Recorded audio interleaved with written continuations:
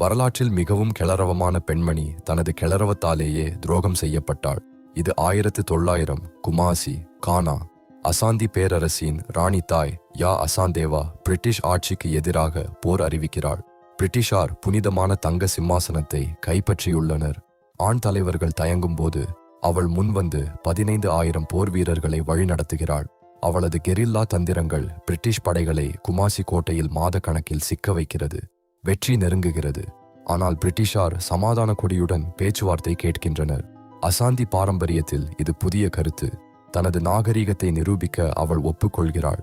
பேச்சுவார்த்தைக்கு செல்கிறாள். பிரிட்டிஷார் உடன்படிக்கையை மீறி அவளையும் மற்ற தலைவர்களையும் கைது செய்கின்றனர். அவள் நாடு கடத்தப்படுகிறாள். தனது கிளறவத்தால் வீழ்ந்த அந்த வீர ராணி யா அசாந்தேவா